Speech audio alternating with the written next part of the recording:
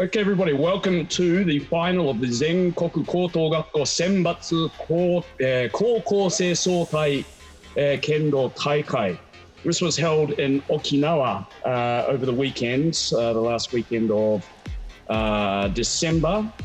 It was to replace the cancelled Kendo Senbatsu Taikai for high school students. It's supposed to be the 29th one, was held in March this year, March 26th through 28th, but it got cancelled obviously because of COVID-19, as did many of the other high school tournaments.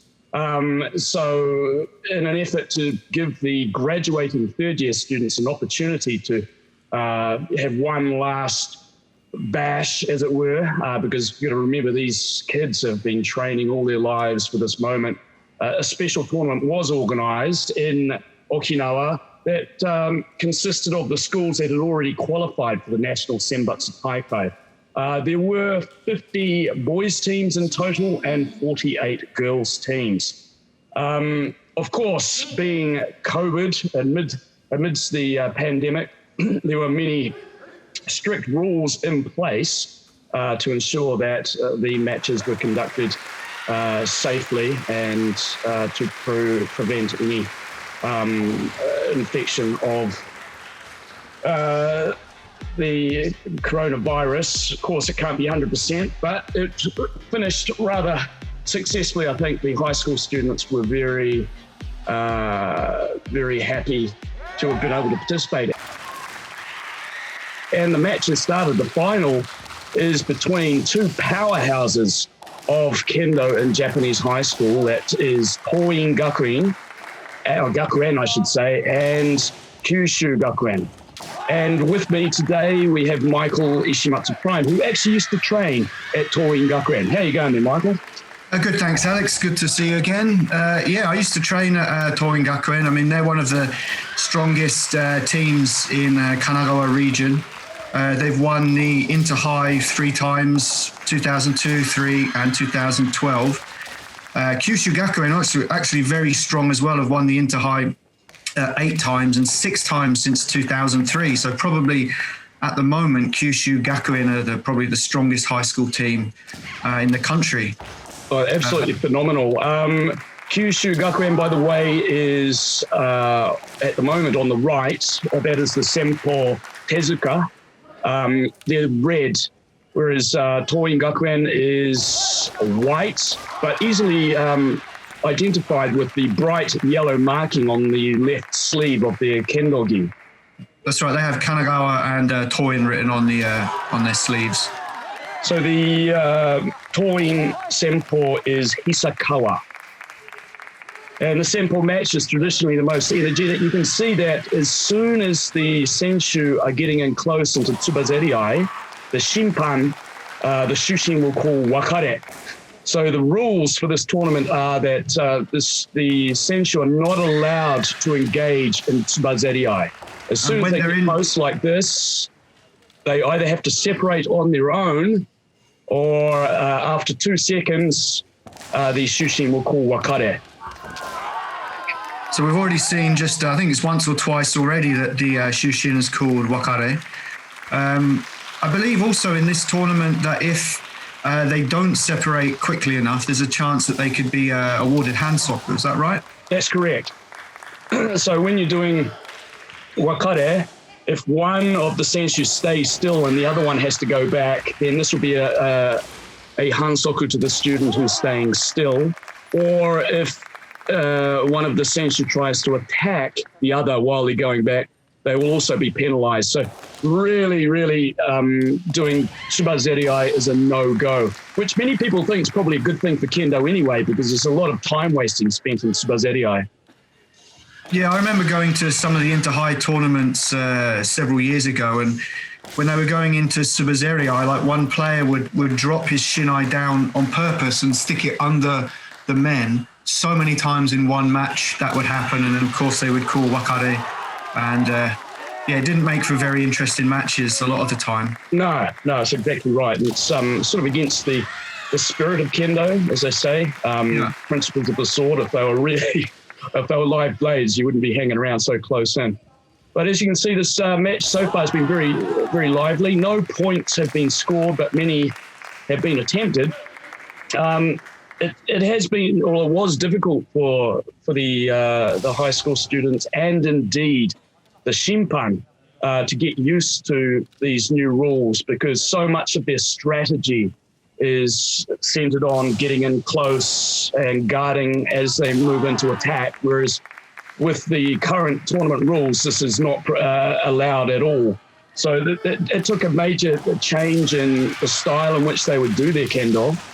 And also the referees have to be very vigilant not to fall into the old ways. And this, of course, is all for safety reasons. All right, so the first match between two Senpos just finished with a draw between Tezuka of Kyushu Gakuen and Hisakawa of Toin Gakuen. Next up for the Jiho match, we have Kawanishi from Toin Gakuen and Hayashi from Kyushu Gakuen. All of these senshu are third dan. High school students, if they get third dan in their third year at high school, it puts them in a pretty skilled category. Now, it just so happens that all of the senshu in both teams are sandan, and all of them are in their third year of high school. Of course, high school is from first year through to third year. It's possible for first year and second year students also to be in the matches, but in the final here, it was all third year students, all third dan, and all incredibly skilled practitioners, as you can see. But once again, the referee comes in to call wakare to make sure that they're not getting too close. And again, they go in close. You can see how prevalent this is in kendo, and especially in high school kendo. But you would imagine that back, if one of them was able to take an ippon in a regular type match, they would both, the person who's got the ippon would not be wanting to separate very quickly. So it's going to be interesting to see what happens now. It's going to be much harder for them to defend their lead. Yeah, absolutely. And that's why it's a good thing for kendo to separate and maintain the proper distance as much as possible, rather than trying to avoid any kind of attacking by getting in close. Yeah. Oh, and there we see a beautiful nuki man from the Kyushu Gakuen Jiho, Kawanishi. Yeah, Hayashi went for, Kawanishi went for a men, but didn't quite have enough distance on it. And Hayashi was able to do the men nuki men.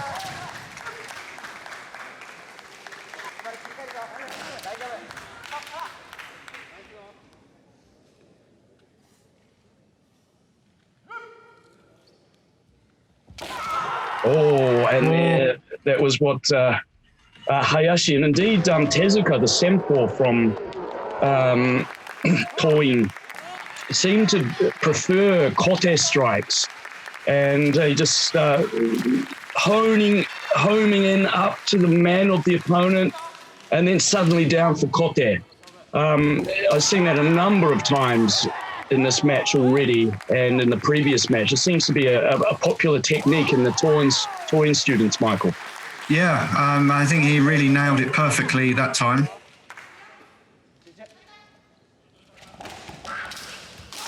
There you have Hayashi attempting a hiki gyaku do, which was not strong enough to be considered valid.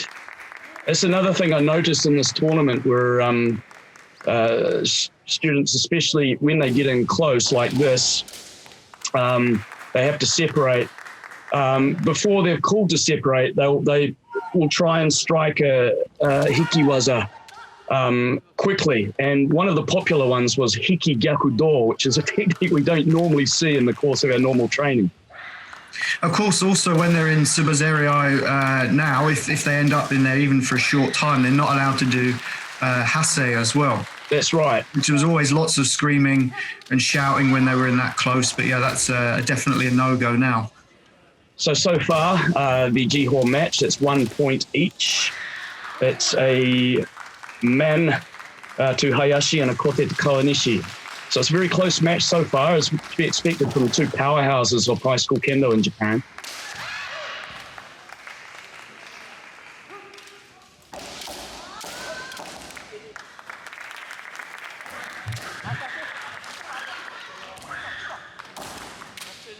Okay, see a lot of probing and prodding, and then suddenly getting too close to do anything. The referee has to once again call wakare to separate them. And Kawanishi again just went to try to kote again, but wasn't able to connect correctly. Yep, I think his opponent's seen that movie before somehow.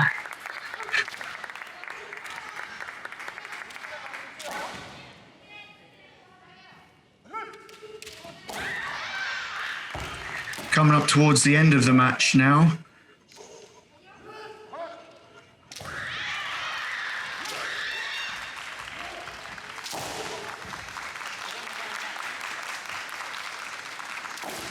As you can see, they're obviously very skillful, all of them, but they do seem a little bit discombobulated in that their usual sort of mode of shiai is a little bit thwarted because of the many stops and starts that are necessary when they get too close. Now we're moving up to the Chuken match between Suzuki of Kyushu and Ito of Toin. So the match is perfectly poised at the moment. 2 draws, the second match being 1 ippon each.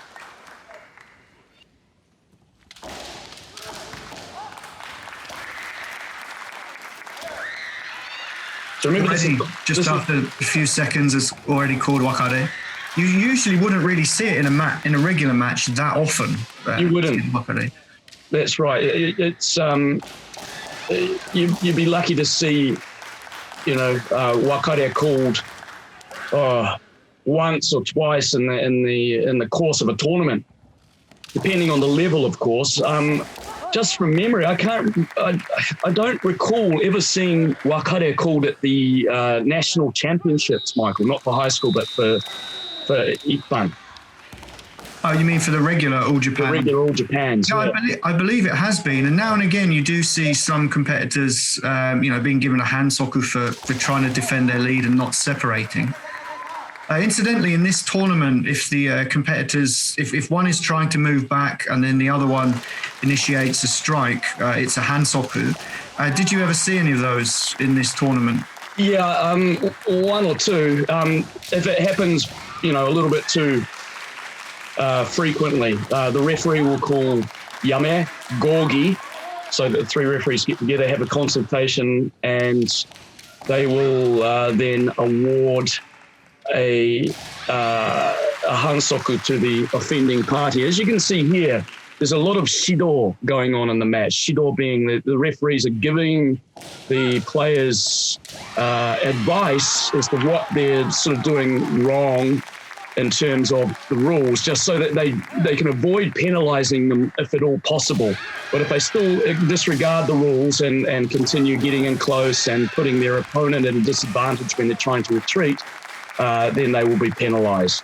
I think that's good, giving them a chance to, finish the match evenly, I suppose, and without matches and championships being decided by the awarding of handsoku. It's a difficult situation for all, so I think it's good that they're, giving them a good opportunity to finish the match correctly, I guess. Yeah, I think so, and that was encouraged.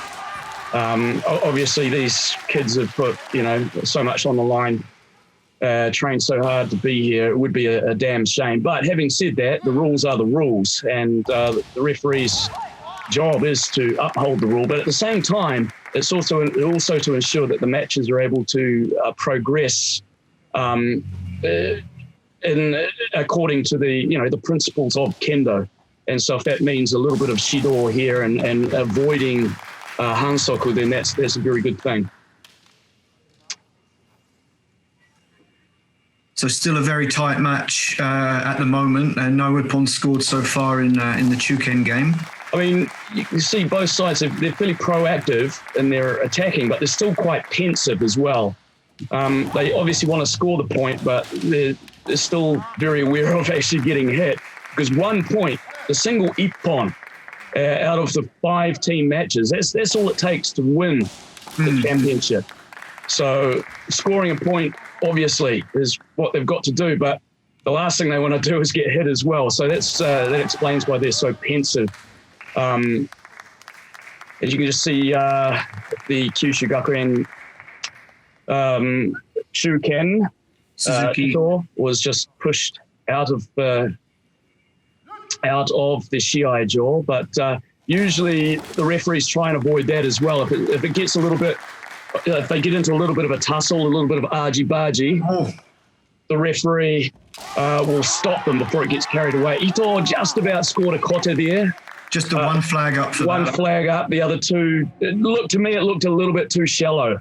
Well, I'm not very impartial, so I would say it was definitely an ippon, as you can see from here. Yeah, right, Michael. I make no secrets as to who I'm supporting in this match.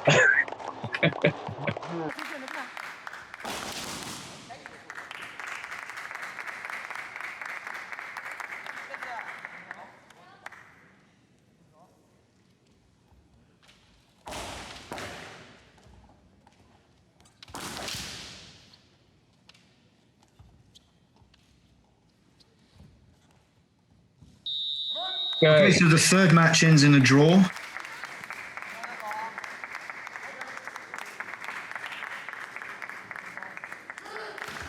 And now we're up to the Fukusho match. We have Araki from Kyushu Gakuen, and Tanaka from Toin. It's amazing, really, that for this tournament, just how strong Kyushu Gakuen have been.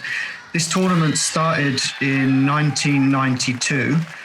Kyushu Gakuen in that time have won it 11 times, and every year since 2013.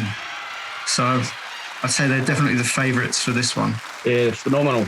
Mind you, Toin is not giving an inch. Scores are equal at the moment as we head into the Fukusho match.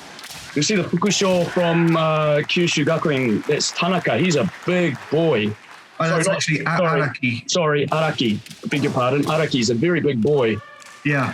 He's got a lot of power, incredible amount of power, and he is deceivingly fast. They're all fast, of course, but he's got that a bigger frame, and he moves just as fast, if not faster than most of them. So he's quite formidable. He looks almost out of place even in a high school tournament. He looks very much like an adult, like he should be in the All Japans or the police tournament or something like that. Yeah, he's solid. Whereas many of the high school boys that are in are kind of very tall and slim and quite wiry, but he's definitely not that type.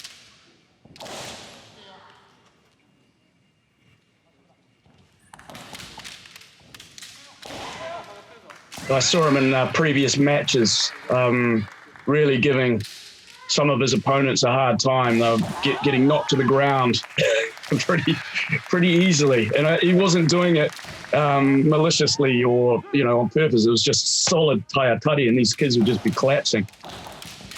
Did you referee one of the matches he was in? I didn't referee a Kyushu Gakuen match, but I refereed a number of other matches, and I was able to catch the Kyushu matches going on in the courts beside me when I was not refereeing. So I got a good view of many of the matches, and pretty high level. The first day was not as energetic as the second day. The first day, again, I think more than ever, the students were quite pensive and a little bit hesitant, perhaps, not quite sure of the new rules, and couldn't quite find their stride in a lot of the matches. But that certainly changed in the second day. Everybody was pretty much on fire.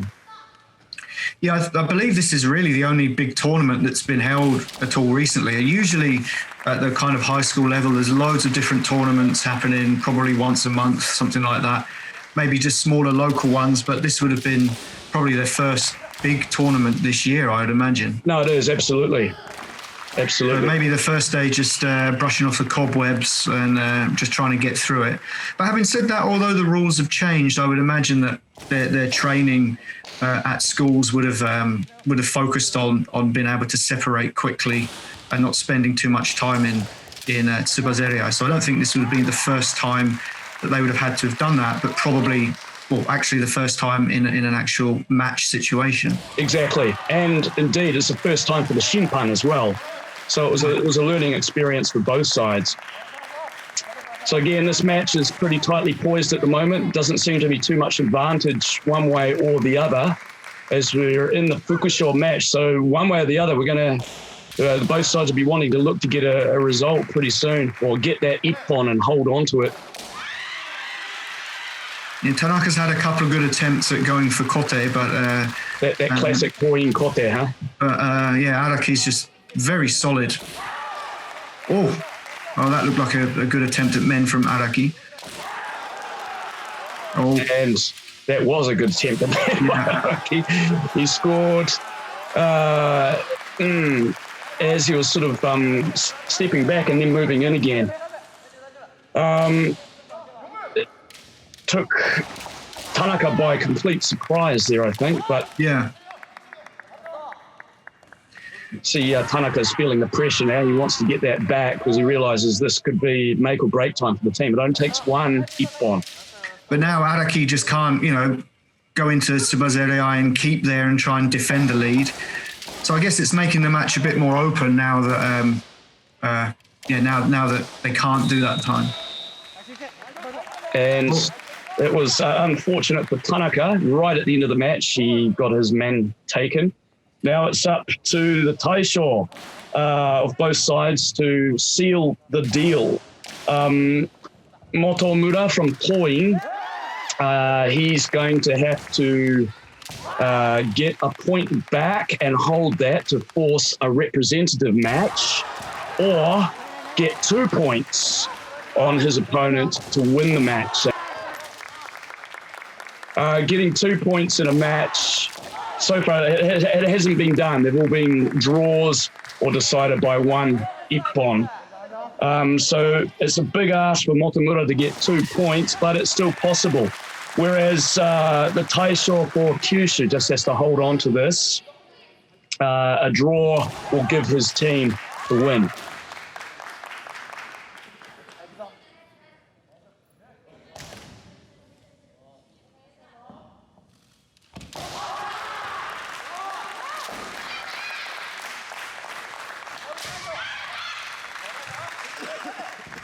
I'd say Motomura is going to have to be, much more active than Hirao in this one, but that's obviously then going to leave him open. If Motomura concedes an ippon, then it's going to really put the pressure on. Then he'll definitely have to get 2 points. Yeah, the pressure is definitely on Motomura here, but that's why he's Taisho. Traditionally, the Taisho role will be filled by the most reliable, perhaps, I don't know if that's the right word to use, but usually the most reliable player in the team, somebody you can rely on when the chips are down to keep cool, keep calm, and do what needs to be done to retain the lead or subdue the opponent. So it's a very proactive match by both sides now. There doesn't seem to be an awful lot of pensiveness at all. So I would say it's definitely a step up from the matches we've seen so far in terms of its energy. Of course, you can see the pressure really is on Motomura. He's very proactive at the moment, looking for any opening, trying to force any opening that he can, just get a point to even just to get the teams on level pegging.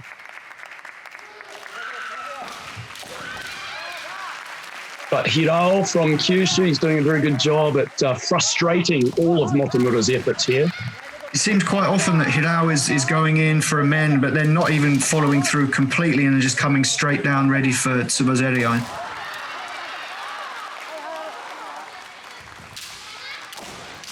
Yeah, a desperate Gyakudo attempt by Motomura. And that was exactly what Hiro was waiting for. He was waiting for Motomura just to let leash with some desperate technique which he could take advantage of. Beautiful door strike there by Hiro. So I think there's probably less than 2 minutes left now, and Motomura's now got to get 2 ippon, which the way the match has been going at the moment, the chances are very few and far between, so it's looking unlikely, but hopefully he'll manage it. Well, it's 2 ippon to force a daihyo-sen. And he has scored. He's got it. He got the kote. He got a kote, that classic toying kote. But still, he's under a lot of pressure. He's got to get 1 more point back. And all that Hiro has to do is just hold on. But he can't hold on in the traditional way of getting close. He's got to keep his distance and pretty much smother anything that Motomura's going to chuck at him. Which I think is what he's trying to do now. You can see that Motomura is starting to get very tired. His movement's becoming quite rough. All of these players, of course, it's hard to see, but they've got masks on underneath. So it's pretty hard to breathe. That's right. So Motomura is really just throwing everything at his opponent, including the kitchen sink.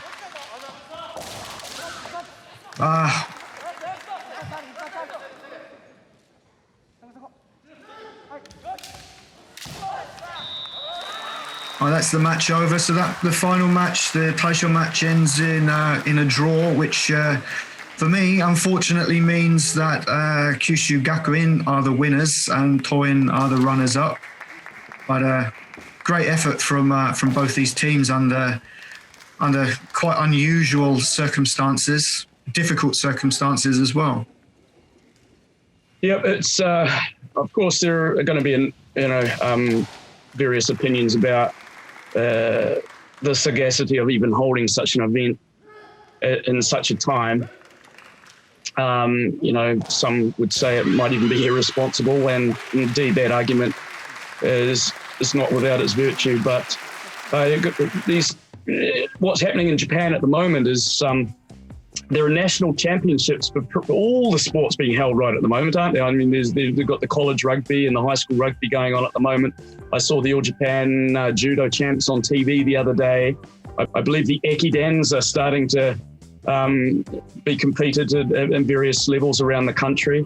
It's just, in spite of the coronavirus, the sports events are being held in Japan at the moment, and this one for Kendo is one of the few competitions that's been held this year, and it was to give the high school kids who had qualified for the national championships and national tournaments earlier in the year that one last send-off event before they start their new lives in the workforce or in universities. Well, I think it's also important for them to have these competitions in order to get into the big kendo universities. So, for example, in 2011, after the big earthquake, then some of the big kendo tournaments then were cancelled because of the problem with Fukushima. And obviously a lot of the kids lost chances to participate in big tournaments. So they actually held scaled down versions of some of the tournaments then in order to give them a chance to add to their resume for when they're applying to the big kendo universities. Of course, it was only me there from Kendo World team, and I was there primarily to do Shinpan, so I was unable to video many of the matches. And at the same time as the boys' match that we just had there, the girls' match was going on the opposite court, and that was between Hiyoshigaoka from Kyoto and, excuse me while I find it, Chikushidai High School from Fukuoka. And the winner of that match was Chikushidai. And again, it was another. Obviously, I couldn't see it, but I was able to catch up with the coach from Hiyoshigawaka afterwards, and he was obviously disappointed, but very happy to have been able to participate in this tournament.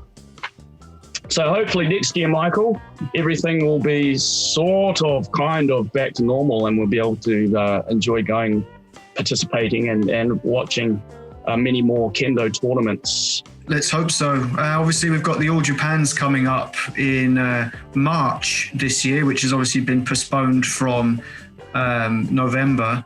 This time, both the men's and the women's All Japans are going to be happening on the same day in the same venue in Nagano.